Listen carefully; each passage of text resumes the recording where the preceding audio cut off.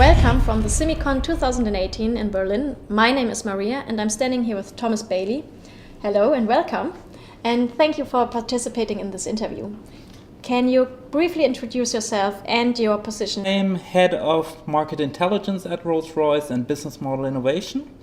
And it has been a quite superb journey for the last 18 months as I were able to reinvent what we did. That you have to explain. So when I joined Rolls-Royce, there was a market intelligence function established at Rolls-Royce. My predecessor really set up a strong team doing market intelligence, corporate foresight. So we had a very good setup, and we built up on that setup until last year. But then we had some changes from the external market environment and also from our top management. Okay. So the tasks we got were a lot different. Before we were just guiding our product development, we were trying to set targets for our sales teams.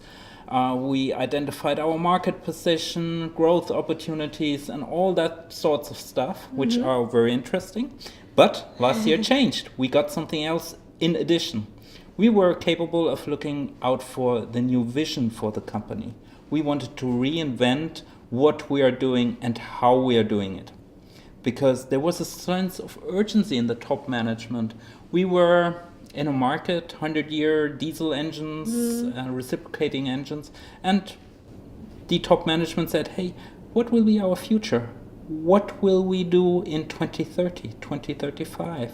Can you please give us some insights on what we should look for? And that was quite interesting. And I've been on that journey since then. You're presenting this case study regarding this topic. I think, can you give us some insights what this case study is about and what did you learn from the whole process you described just now? I learned a whole lot and I'm still learning each day.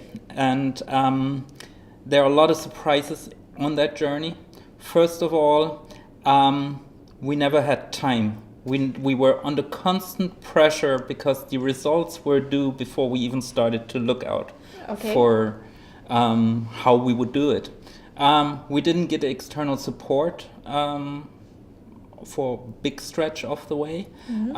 We had to reinvent all that we are doing and find ways of acting more agile, looking at markets from a different perspective.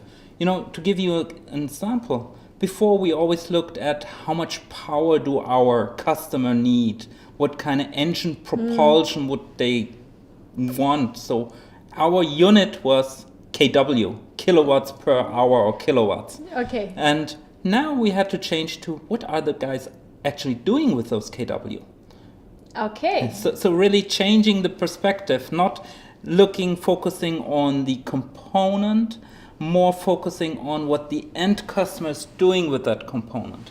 And that's the journey that has proven to be so exciting and compelling for the whole team. You also talked in this case study about cross-departmental cooperation. So what are the new ways of working together, more or less? That has been also a big learning from us. Before, market intelligence was something used to challenge others or to create challenges. On that journey we are on now, it's all about collaboration. It's all about getting the right people from the different departments, conducting workshops with them, try to understand what's important to them and their work and how they serve the customers, how they see their contribution. And you can only do that with a very collaborative approach, and really that enriched us. We are a team, but we couldn't have managed this just with the couple of people we are. You're also talking about in this presentation about Rolls-Royce going from energy supplier to a full cycle solution provider. Can you explain that a bit? In the past it was all about power output, really providing the best power output with less weight, with less fuel consumption, less emissions.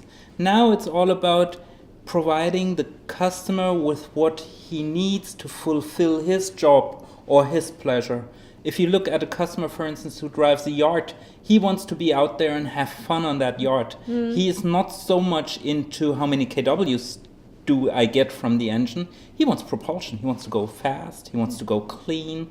And this can be with a premium engine or with, and that's the better way, with the best solution. So the solution can be a mixture out of different components. And that's really what we are driving now within Rolls-Royce Power Systems. We're strongly going forward on hybrid propulsion, and we are also looking at other ways or other fuels than diesel. We're going strongly into gas. The journey is really more from product-centered to consumer-centered. There's a big divergence amongst the customer interests out there.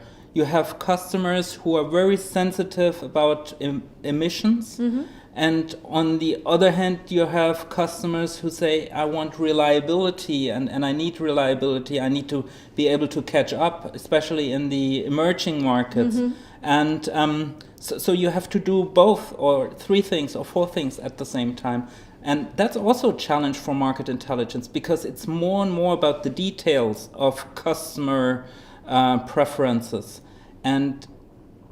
But I must say the truth, it's you don't get more time with your board of management. You don't get more pages of report you can share with your management.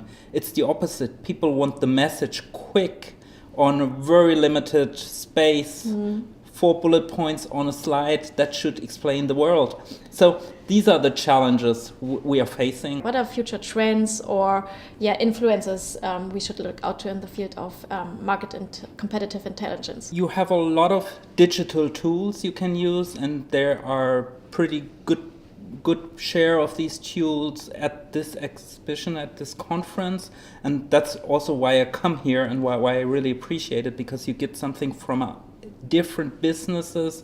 You are not stuck in your branch. It's multicultural, it's multi-businesses. That's really something you have to look out. You can't look in your own silo, your own industry until you retire. You have to be able to broaden your picture. You have to break down barriers that exist in minds of people. So that's something really will tackle market intelligence.